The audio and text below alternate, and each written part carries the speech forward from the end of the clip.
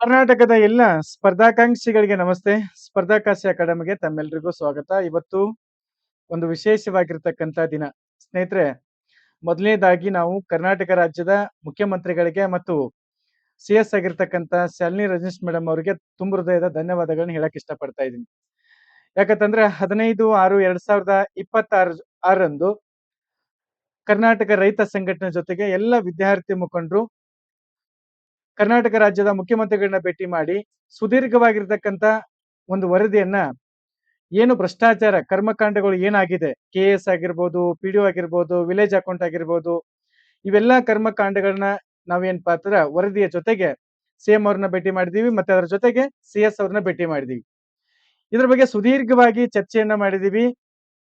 ಸಾಕಷ್ಟು ಏನೇನು ಕರ್ಮಕಾಂಡಗಳಾಗಿದೆ ಅದ್ರ ಬಗ್ಗೆ ಸಕಾರಾತ್ಮಕವಾಗಿ ಸಿ.ಎಂ ಅವರು ಸ್ಪಂದಿಸಿದ್ರು. ಅದಾದ್ಮೇಲೆ ಸಿ.ಎಸ್ ಅವರು ಏನಪ್ಪಾ ಅಂದ್ರೆ ಸ್ಪಂದಿಸಿದ್ರು. ಅದರ ಪ್ರತಿಫಲವಾಗಿ ಇವತ್ತು ಕೆಪಿಎಸ್ಸಿ ಅಧ್ಯಕ್ಷರ ರಾಜೀನಾಮೆ ಆಗಿದೆ.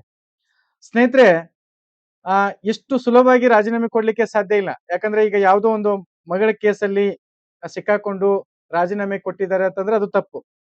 ಯಾಕಂತಂದ್ರೆ ಹಿಂದಿನ ಕರ್ಮಕಾಂಡಗಳನ್ನ ಮುಖ್ಯಮಂತ್ರಿಗಳ ಜೊತೆಗೆ ಚರ್ಚೆ ಮಾಡಿದಾಗ ಮೇಲ್ನೋಟಕ್ಕ ಇದು ಆ ಭ್ರಷ್ಟಾಚಾರ ನಡೆದಿದೆ ಅನ್ನುವಂಥದ್ದು ವಿಚಾರ ಏನಪ್ಪಾ ಅಂದ್ರೆ ಕಾಣ್ತಿದೆ ನನಗೆ ಅಂತ ಹೇಳಿ ಸಿ.ಎಂ ಅವರು ಹೇಳಿದ್ರು. ಅದಾದ ನಂತರ ಸಾಕಷ್ಟು ಇದ್ರ ಬಗ್ಗೆ ಮೀಟಿಂಗ್ಗಳಾಗಿ ಏನಾದ್ರೂ ಮಾಡಿ ಇಲ್ಲಿ ಏನು ಲೂಪ್ ಹೋಲ್ಸ್ ಏನಿದಾವಲ್ಲ ಅವನ್ನೆಲ್ಲವೂ ಏನಪ್ಪಾ ಅಂದ್ರೆ ಸರ್ಕಾರ ಕಂಡುಕೊಂಡು ಸುದೀರ್ಘವಾಗಿ ಆ ಒಂದು ಲೆಟರ್ನ ಅಂದ್ರೆ ಸಿ.ಎಸ್ ಅವರು ರಾಜ್ಯಪಾಲರಿಗೆ ಏನಪ್ಪಾ ಅಂದ್ರೆ ಮನವಿಯನ್ನ ಅಂದ್ರೆ ವರದಿಯನ್ನ ಸಲ್ಲಿಸಿರ್ತಕ್ಕಂಥದ್ದು, ರಾಜೀನಾಮೆಗೆ ವರದಿಯನ್ನ ಸಲ್ಲಿಸಿರ್ತಕ್ಕಂಥದ್ದು.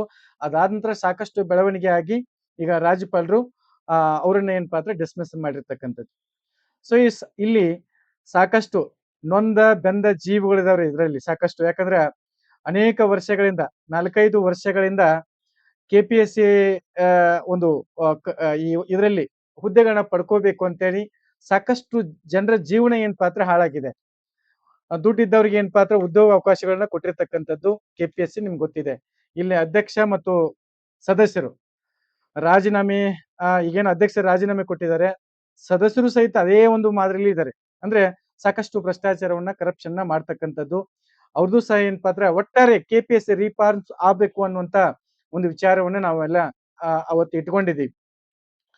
ಸ್ನೇಹಿತರೆ, ತುಂಬಾ ಏನಪ್ಪಾ ಅಂದ್ರೆ ಬದಲಾವಣೆಗಳಾಗಬೇಕು ಅಂತೇಳಿ ನಾವೆಲ್ಲ ಬಯಸಿದ್ದೀವಿ. ಮುಖ್ಯಮಂತ್ರಿಗಳ ಜೊತೆಗೂ ಸಹಿತ ಏನಪ್ಪಾ ಅಂದ್ರೆ ಇದ್ರ ಬಗ್ಗೆ ಮಾತನಾಡಿದ್ದೀವಿ. ನೋಡೋಣ ಮುಂದಿನ ದಿನಗಳಲ್ಲಿ ಏನೇನು ಬದಲಾವಣೆಗಳಾಗತ್ತೆ. ನಾವು ಬರೀ ಕೇವಲ ಆಡು ಮಾತಿನಲ್ಲಿ ಹೇಳುವಂಥದ್ದು ಅಥವಾ ನೀವು ಮಾತು ಕೊಡುವಂಥದ್ದು ಆಗ್ಬಾರ್ದು. ಸಾಕಷ್ಟು ಸಿ.ಎಸ್ ಅವ್ರ ಜೊತೆಗೆ ಮಾತಾಡಿದ್ದೀವಿ. ಒಂದಿಷ್ಟು ಏನೇನು ಸಮಸ್ಯೆಗಳಾಗಿದ್ದಾವಲ್ಲ, ಎಲ್ಲೆಲ್ಲಿ ಭ್ರಷ್ಟಾಚಾರ ಕರಪ್ಷನ್ ಆಗಿತ್ತಲ್ಲ, ಅವುಗಳನ್ನ ಪ್ರೂಫ್ ಸಹಿತ ಏನಪ್ಪಾ ಅಂದ್ರೆ ನಾವು ಕೊಟ್ಟಿದ್ದೀವಿ. ಹಾಗಾಗಿ ಇವತ್ತು ಕೆಪಿಎಸ್ಸಿ ಅಧ್ಯಕ್ಷರ ರಾಜೀನಾಮೆ ಆಗಿದೆ. ಇದು ರೈತ ಸಂಘಟನೆ ತಾಕತ್ತು. ಎಲ್ಲ ವಿದ್ಯಾರ್ಥಿ ಮುಖಂಡರಿಗೆ ಮತ್ತು ರೈತ ಸಂಘಟನೆಗಳಿಗೆ ವಿಶೇಷವಾಗಿರ್ತಕ್ಕಂಥ ಧನ್ಯವಾದಗಳನ್ನ ಹೇಳಕ್ ಇಷ್ಟಪಡ್ತಾ ಇದ್ದೀನಿ. ಯಾಕಂದ್ರೆ ಅದ್ರ ಪ್ರೂಫ್ ಸಹಿತ ನಾನು ಇಟ್ಕೊಂಡಿದ್ದೀನಿ. ಏನೇನ್ ನಡೆದಿದೆ ಅವತ್ತು, ಮುಖ್ಯಮಂತ್ರಿ ಜೊತೆಗೆ ಏನೇನ್ ಮಾತನಾಡಿದೀವಿ, ಅವ್ರು ಏನು ಸಕಾರಾತ್ಮಕವಾಗಿ ಯಾವ್ದಾವ್ದು ಉತ್ತರಗಳನ್ನ ಕೊಟ್ರು ಅನ್ನುವಂಥದ್ದು. ಸ್ನೇಹಿತರೆ, ಇಷ್ಟೆಲ್ಲ ಬೆಳವಣಿಗೆಗಳಾಗ್ಲಿಕ್ಕೆ ಕರ್ನಾಟಕ ರಾಜ್ಯ ರೈತ ಸಂಘಟನೆ ಮತ್ತು ಎಲ್ಲ ವಿದ್ಯಾರ್ಥಿ ಮುಖಂಡರಿಗೆ ಮತ್ತೊಮ್ಮೆ ತುಂಬ ಹೃದಯದ ಧನ್ಯವಾದಗಳನ್ನ ಇಷ್ಟಪಡ್ತಾ ಇದ್ದೀನಿ. ಮುಂದಿನ ದಿನಗಳಾದ್ರೂ ಸಹಿತ ಇನ್ನು ಮುಂದೆ ಏನಪ್ಪಾ ಅಂದ್ರೆ ಎಲ್ಲ ಒಂದು ಓದಿರ್ತಕ್ಕಂಥ ಪ್ರಜ್ಞಾವಂತ ಅಥವಾ ಯಾರು ಜೆನ್ಯೂನ್ ಆಗಿದ್ದಾರೆ ಅವ್ರಿಗೆ ಏನಪ್ಪಾ ಅಂದ್ರೆ ಹುದ್ದೆ ಸಿಗಬೇಕು ಅಂತೇಳಿ ನಾವೆಲ್ಲ ಬಯಸ್ತಾ ಇದ್ದೀವಿ. ಅದರ ಜೊತೆಗೆ ಇನ್ನೊಂದಿಷ್ಟು ನಾಟಕ ಕಂಪ್ನಿಗಳು ಇದಾವಲ್ಲ, ನಿಮ್ಗೆಲ್ಲ ಗೊತ್ತಿದೆ. ಅಲ್ಲಿ ಹೋದೆ, ಇಲ್ಲಿ ಹೋದೆ, ಅಲ್ಲಿ ಮೀಡಿಯಾದಲ್ಲಿ ಹೋದೆ, ಇಲ್ಲಿ ಮೀಡಿಯಾದಲ್ಲಿ ಹೋದೆ, ಯಾವುದೇ ಒಂದು ನೋಟಿಫಿಕೇಶನ್ ಆದ್ರೂ ನಾನು ಮಾಡಿಸಿದೆ. ಒಂದಿಷ್ಟು ವಿಚಾರಗಳನ್ನ ಹೇಳ್ತೀನಿ ಸ್ನೇಹಿತರೆ. ಈ ಸೋಷಿಯಲ್ ಮೀಡಿಯಾದಲ್ಲಿ ಪ್ರಪ್ರಥಮ ಬಾರಿಗೆ 56,000 ಕಾಲ್ಫಾರ್ಮ್ ಸರ್ಕಾರ ಮಾಡ್ತೀನಿ ಅಂತ ಹೇಳಿತ್ತು. ಆದ್ರೆ ನಾವು 56,000 ಜೊತೆಗೆ ಇನ್ನೊಂದು 1,00,000 ಮಾಡ್ರಿ ಅಂತ ಹೇಳಿದೀವಿ, ಹೌದಾ? ಅದರ ಪ್ರತಿಫಲವಾಗಿ 72,000 ಪೋಸ್ಟ್ಗಳು ಈಗ ಕಾಲ್ಫಾರ್ಮ್ ಆಗ್ತಿದೆ. 72,186 ಹುದ್ದೆಗಳು, ಹೌದಾ? ಇದು ನೆನಪಿರ್ಲಿ. ಇದು ಯಾವ್ದೋ ಈ ನಾಟಕ ಕಂಪ್ನಿ ಎಂದಾದ್ರೂ ಒಂದ್ಸಲ ಆದ್ರೂ ಹೇಳಿತ್ತಾ? 56,000ದಲ್ಲೇ ಇತ್ತು ಅದು, ಹೌದಾ?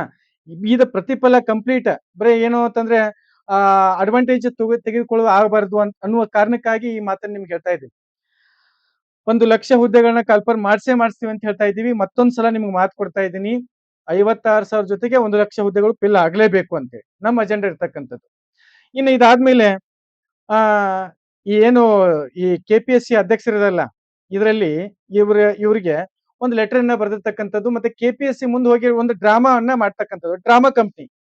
ಗ್ರೂಪ್ ಬಿ ಹುದ್ದೆಗೆ ದಯವಿಟ್ಟು ಸ್ನೇಹಿತರೆ ಬಹಳ ಇಂಪಾರ್ಟೆಂಟ್ ಇದೆ. ಗ್ರೂಪ್ ಬಿ ಹುದ್ದೆ ಏನಿದೆ ಅಲ್ಲ, ಗ್ರೂಪ್ ಬಿ ನಡೆದೈತಲ್ಲ, ಎಕ್ಸಾಮ್ ನಡೆಯುತ್ತಲ್ಲ, ಅದನ್ನ ರಿಸಲ್ಟ್ಸ್ ಬಿಡಿಸ್ರಿ ಅಂತೇಳಿ KPSC ಮುಂದೆ ಪ್ರತಿಭಟನೆ ಮಾಡಿರ್ತಕ್ಕಂಥದ್ದು ಈ ಡ್ರಾಮಾ ಕಂಪ್ನಿ. ಸೊ ಅದೇ ಈಗ ಅದರಲ್ಲೇ ಏನ್ ಪಾತ್ರ ಸಿಕ್ಕಾಕೊಂಡು ಇವತ್ತು KPSC ಅಧ್ಯಕ್ಷರು ರಾಜೀನಾಮೆ ಕೊಟ್ಟಿರ್ತಕ್ಕಂಥದ್ದು. ನೋಡಿ ಎಲ್ಲಿ ನ್ಯಾಯ ಇದೆ, ನಿಮ್ಗೆ ಕೊಡ್ತಾ ಇದೀನಿ ಎಲ್ಲವೂ. ಏನೇನ್ ನಡೀತಾ ಇದೆ, ಡ್ರಾಮಾ ಕಂಪ್ನಿಗಳು ಏನೇನ್ ಮಾಡ್ತಾ ಇದಾವ ಅನ್ನುವಂಥದ್ದು ಬಹಳ ನೀವೇ ಏನ್ ಪಾತ್ರ ಜೆನ್ಯೂನ್ ಆಗಿದ್ರಿ ವಿಚಾರ ಮಾಡ್ರಿ. ಇನ್ನ ಇದಾದ್ಮೇಲೆ ಇನ್ನೊಂದು ವಿಚಾರ ಏನು ಅಂತಂದ್ರೆ, ಬಹಳ ಸೋಷಿಯಲ್ ಮೀಡಿಯಾದಲ್ಲಿ ಹಾಸ್ಯಾಸ್ಪದವಾಗಿರ್ತಕ್ಕಂಥ ವಿಚಾರ. ಯಾಕಂದ್ರೆ ನಮ್ಮ ಸ್ನೇಹಿತರು ಒಬ್ರು ಫೋನ್ ಮಾಡಿದ್ರು, ಡಾಕ್ಟರ್ ಇದಾರೆ ಅವರು. ಏನ್ರಿ ಹಿಂಗ ಈ ತರ ಡ್ರಾಮಾ ಮಾಡ್ಕೊಂಡು ಏನ್ ಪಾತ್ರ ಜೀವನ ಬೇಕಾಗಿತ್ತ ಅಂತೇಳಿ. ಯಾಕಂತಂದ್ರ ಕಾಲು ಮುರಿದಿದೆ ಅಂತೇಳಿ ಒಂದು ಸೋಷಿಯಲ್ ಮೀಡಿಯಾದಲ್ಲಿ ಆ ಪೋಸ್ಟ್ ಗಳನ್ನ ಹಾಕಿರ್ತಕ್ಕಂಥದ್ದು ನೋಡಿದ್ರೆ ಎಲ್ಲರಿಗೂ ಗೊತ್ತಾಗತ್ತೆ ಇದರಲ್ಲಿ ನಗೆಪಾಟ್ಲಿ ಆಗಿರ್ತಕ್ಕಂಥ ವಿಚಾರ. ಈ ಒಂದು ವರ್ಷದ ಹಿಂದೆ ಆಗಿರ್ತಕ್ಕಂಥ ಘಟನೆ ಈಗ ಸೋಷಿಯಲ್ ಮೀಡಿಯಾದಲ್ಲಿ ಹಾಕಿದ್ರೆ ಬಹಳ ವ್ಯತ್ಯಾಸ.